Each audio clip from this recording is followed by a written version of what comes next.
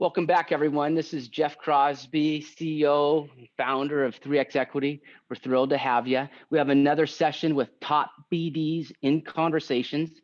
We've had several in the past. They are on our library. If you're interested in learning more about previous conversations and get the real inside scoop with what the value propositions are of some of the top broker dealers in the industry, I'm thrilled to introduce to you today Kevin Beard from Atria.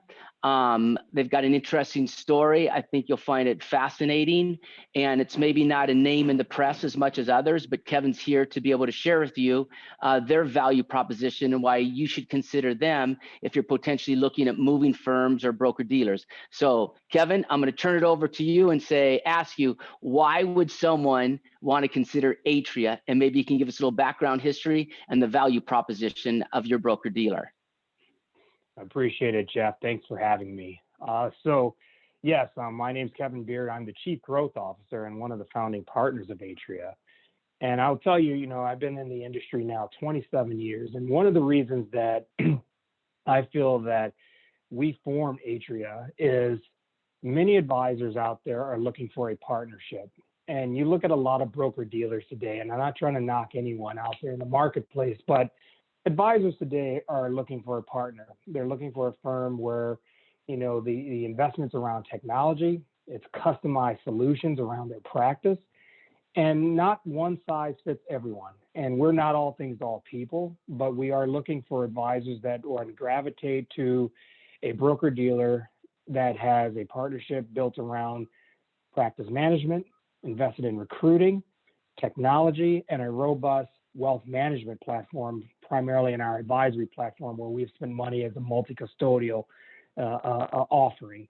And so many of the advisors that I talk to that are looking at Atria and our subsidiaries are looking at it from three channels.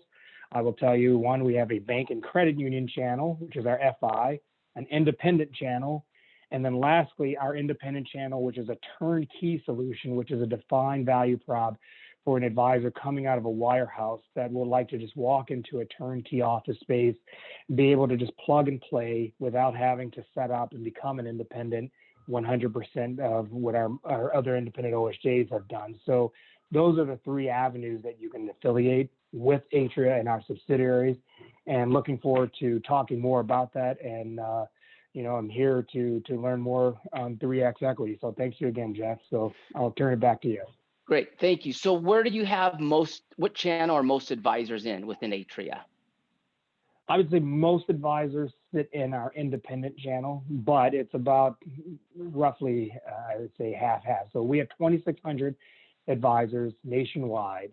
We are just shy of, I'd say, $500 million in top line revenue, at right around that $100 billion assets under administration mark, which gives us the scale to invest in the business, gives us the scale to leverage with our partners and our strategic partners, and all that we pass through to our advisors. We're not looking to nickel and dime our advisors. It's coming out again from a partnership, and because of that scale, as you know, this is a scale business.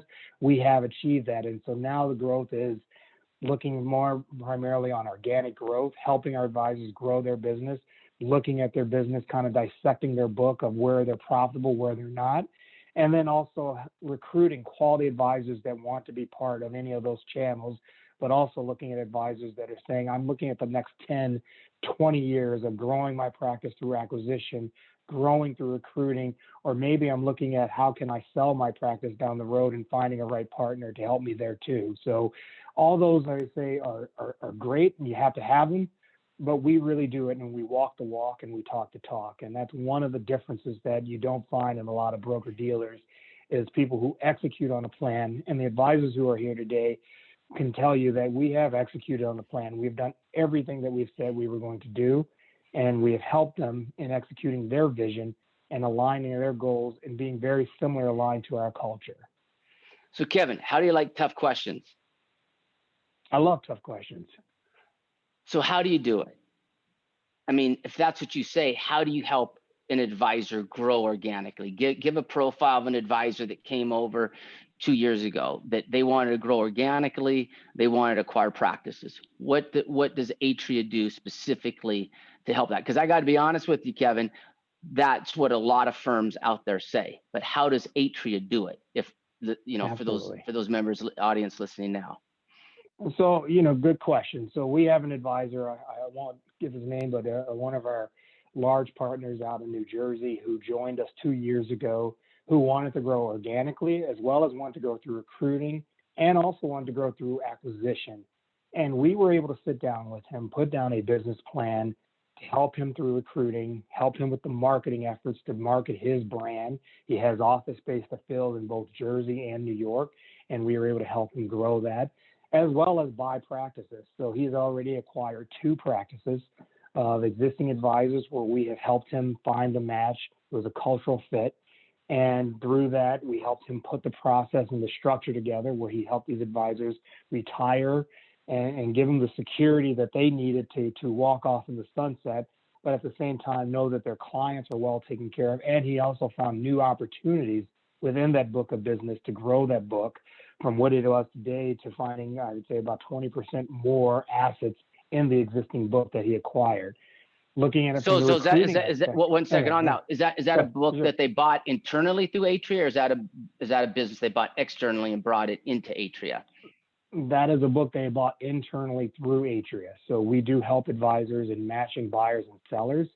We have also done it too, where we've helped advisors recruit, their succession plan, or advisors that have come to us and said, look, I'm at another firm, I'm looking to sell my practice, and we've matched them with buyers on our side, and they have moved over to the firm to I would say, sell their book, but also sell their business and know that their clients are the peace of mind of finding the right home. So we've done both, but this particular case was an internal sale that we did and helped that advisor with. So thank you. So when an advisor comes over, you clear through Pershing. Is that correct? Yeah, primarily we clear through Pershing, but on our our corporate RIA, we also have a multicustodial platform, which is Pershing, Fidelity, Schwab, and TD. And then also in one of our other independent broker dealers, we also do have Fidelity as a Pershing option too. So then, and what percentage of your advisors or AUM is under multicustodials, would you say? It's not that what percentage is under multicustodial. I would say it's, every advisor wants to have the opportunity to know that they have multiple custodians that they can plug and play into for recruiting opportunities, for acquisition opportunities. But I found that many advisors stick with one platform. But I would say, I'm thinking of one advisor in New York, again, another one we recruited last year. He is on both Pershing and the Schwab platform. And majority of our assets sit on the Pershing platform, with Schwab, I'd say, being the second top platform on the advisory side, with TD right underneath that, and then Fidelity.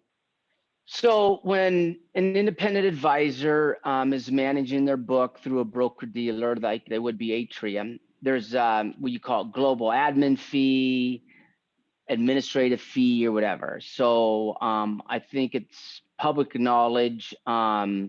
LPLs over 100 million, from my understanding, it's 3 basis points or so. What kind of admin fee should an advisor expect within Atria? So 2 things. One, I want to global fee. Go ahead. Yeah. So first of all, it's Atria. You keep saying Atria. Okay. Secondly, from an admin fee, I would say we start at 20 basis points, but it is no ticket charge. But from there, I will tell you, we do offer customized pricing for some larger teams that have recently joined us, or for those advisors say, hey, we are heavily focused on becoming more advisory and really want to partner with your corporate RA platform. We will look at that in a different customized solution and price it to be competitive in the marketplace. And we can, I would say, take it down just as much as anyone else. But the one thing about that's different that I've noticed is this is a true wrap program with no ticket charges, and it's also fully integrated into our technology platform, Unio, which many advisors that I've seen come over from both large broker dealers can't say that it is fully integrated. Is a true wrap platform with no ticket charges. Some give you both the option of ticket charges on top of an admin fee, or it's one or the other. This is truly a platform that is customized pricing. And, you know, I would say again, what I gave you was our racked pricing. But Sure. for any of our large teams, we definitely will sit down with you on a customized solution to put down customized pricing with you. Okay. So within that, so payout range, you know, because they, you know, when advisors looking to move, they're interested in money. What typically would be the payout, you know, for an advisor, you know, is considered an Atria? You know, for the payout range, obviously it's going to depend on the production. One of the things I would say, and I'll get to the answer on the payout range, is we are probably a firm with the lowest fees. And so payouts, you know, I always tell advisors, look at your true payout when you are at your broker dealer, is look at the fees that they're charging you. And our payouts are, say, go up into the 90s based off of the GDC, but it's not aggregated on if it's general securities business, if it's packaged product, if it's advisory, and it's a mix of the payout. It is one flat payout that we offer our advisors. It's competitive in the marketplace. And we're not trying to play around with an advisor to say, oh, if you do this type of business, this is the payout. If you do this type of business, this is the payout. It's working with them. And also the fees that we charge an advisor are, as I said, are flat fees based off the package that they're looking for, be it from technology to you know, our E&O, everything's bundled into a service technology fee. And we're not nickeling and diming them with, here's a service fee, here's other affiliation fees and costs and so forth. So getting very competitive and giving them a true payout is what I strive to do and what we have done here at the recruiting department.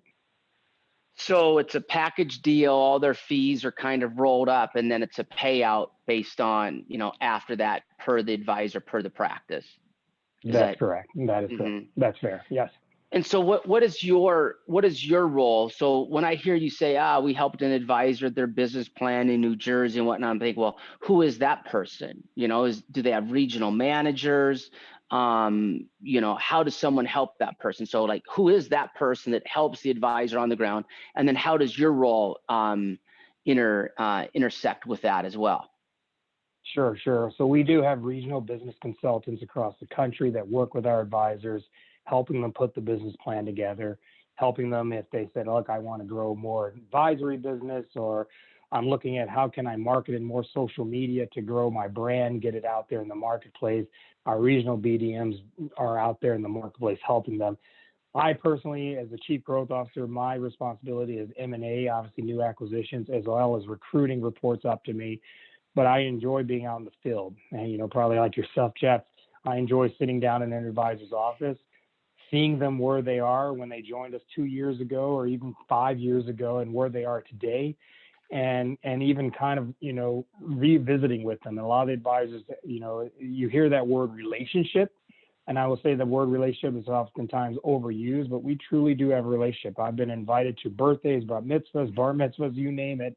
And I have seen our advisors who have been 250, who are now $500,000 producers, OSJs that wanted to be, you know, a $2 to $10 million OSJs are now at that growth trajectory, and they have found them and said they have found the right partner.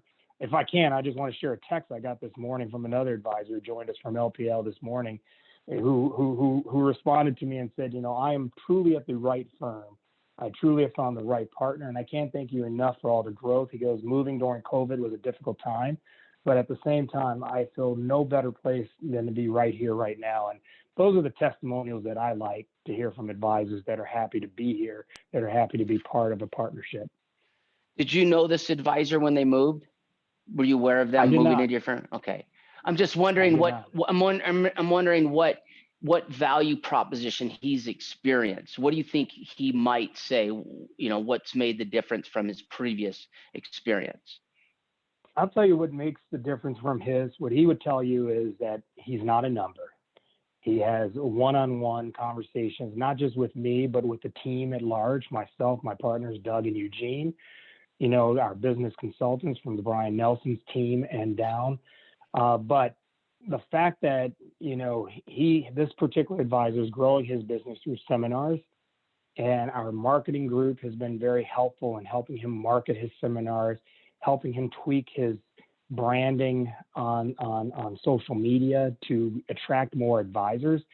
And then two, this the transition. Everybody knows a transition is difficult in nature. This particular advisor transitioning over to Catteray Grant, which is our particular IA subsidiary that he affiliated with, he was excited, one, from the fact that there was somebody there to not only have a plan in place for the transition, but to hold his hand through the transition process. And we don't graduate you into what I call just, hey, the service team.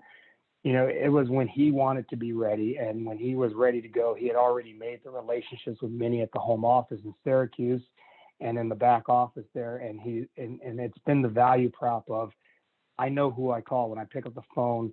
I get on the phone, Darcy or John, and they know my practice, they know my business, and I'm not rep 123 ABC. They know who I am, where I'm going, and how I'm trying to grow my practice. So maybe it might be more of a personal hands-on approach for one growing their practice could be one of the value propositions that you would say Atria offers.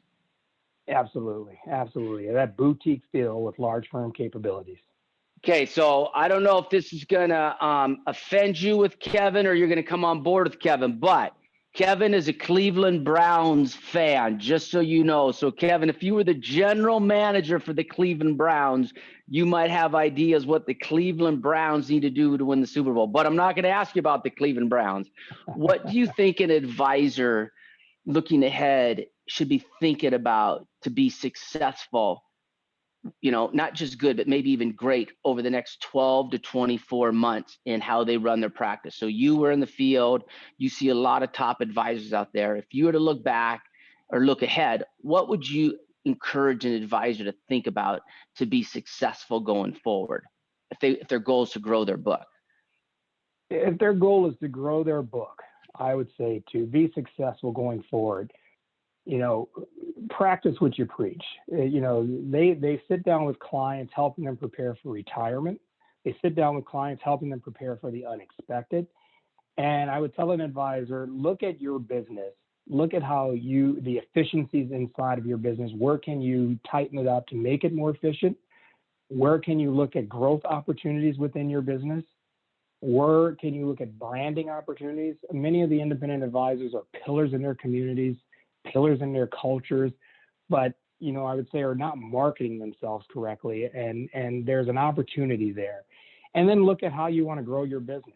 If it's through acquisition in the town, or do you want to be a snowbird? As you said, I live in Cleveland, Ohio, so personally for me, I would want to have if I was an advisor, I would say I spend 6 months out of the year here in Cleveland, Ohio, and then the other I would want to spend in Charleston, South Carolina. So I would look at opportunities to grow my business to where I want to be. And that's the best thing about this business.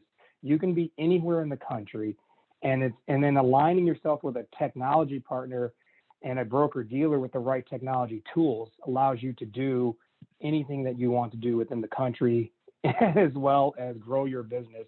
And you don't need to live in Cleveland, Ohio specifically to grow your business. I could be branded here, but I can be a national advisory firm if I choose to. And I think just in the next 24 months, I would be looking at it from those opportunities. How can I grow? Where are the growth opportunities? And where do I want this practice to be? And then longer term, where do I want the next 10, 20 years to be? And then start setting out the future. Looking at paraplanners, looking at future advisors that can come into the practice. Maybe it's your children, maybe it's not, but where can you start building what I call that law firm approach? Having paraplanners that can become partners in the long term so that you can take some time off from the business, so that you can have that balance as you grow your book of business. And then also where you're going to focus your concentration on 10 years from now, maybe with high net worth clients, having them focus on new clients coming in the business. Okay, so last question here, I think. Kevin, have you ever been to Seattle, Washington? Because that's where I'm from. Other than the Seahawks, what do you know about Seattle? Starbucks. I'm a big Starbucks guy. Okay, have you ever been to the Space Needle that oversees all of downtown Seattle and the Puget Sound and Lake Union? Yes.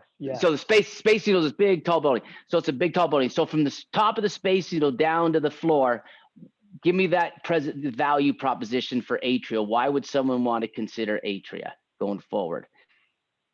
If you want to consider Atria going forward, it's, again, aligning yourself with a partner, having access to the senior management team, product tools and sophistication, and a product set that is unmatched out there in the marketplace. And then most importantly, a technology and a platform to help you grow and build your business anywhere in the country that you want to be, or position yourself anywhere in the country where you want to position your business. And then lastly, having those boutique, I would say that boutique feel with the large firm capabilities. That's very important to me. We have those relationships. We have that aspect of our practice with our advisors. It is truly a culture, the one-on-one personalized service. Think Nordstrom's, think Saks. That's what we are of the broker-dealer community. It's high touch, high end, high service value, but giving them the tools necessary to grow, build, and longevity for their business in the long term. Okay, outstanding. Kevin's in Cleveland, Ohio. I am from Seattle, that's where I work out of, but I am on vacation in Lake Chelan. But if you'll go out to 3xequity.com and see all these, several of these top practice management short snippet videos, there's one on there, and the title is Why You Should Never Work on Vacation. And the reason we titled that is if you want to be average, you'll never want to be on you'll never want to work on vacation. If you want to be great, you're going to do things on vacation that you need to do to move your practice going forward, moving your business going forward. So I'm in beautiful Lake Chelan, 3.5 hours outside Seattle. I'm working on vacation because Kevin's got a busy schedule. This is the time that it worked for Kevin to be on this WebEx, and I made it work on my end. So Kevin's done a great job with Atria at 3xequity.com. What we do is we try to find the right placement for the advisor. So if you're interested in XYZ company, or if Atria fits that model for you based on the value propositions that Kevin shared, then we would like to be able to introduce you to Kevin and his team. So Kevin, thanks for this time. I know that Cerulli put you guys out there as one of the fastest growing small companies in the industry. Congratulations on that. You definitely had to earn it. And it sounds like for many advisors who want to grow, have that boutique feel, that are committed in the industry, committed to their clients, and want that hands-on, also personal approach with their firm and broker dealer, that they should consider Atria. So thank you, Kevin, for your time. Appreciate it. And we will try to introduce advisors to you as they come out to 3X Equity and want to be introduced to top firms in the space. Appreciate it, Jeff. Thank you again, and enjoy your vacation. Thank you. And come out to 3xequity.com for other webcasts with other broker dealers and some real high-end quality practice management tips. There's one in particular out there, we call it the pivot question. And the pivot question is how you get that one prospect in your LinkedIn high net worth prospect that you haven't been able to get in touch with. So the pivot question, go out there and learn about the pivot question. Have a great day, everybody. Thank you.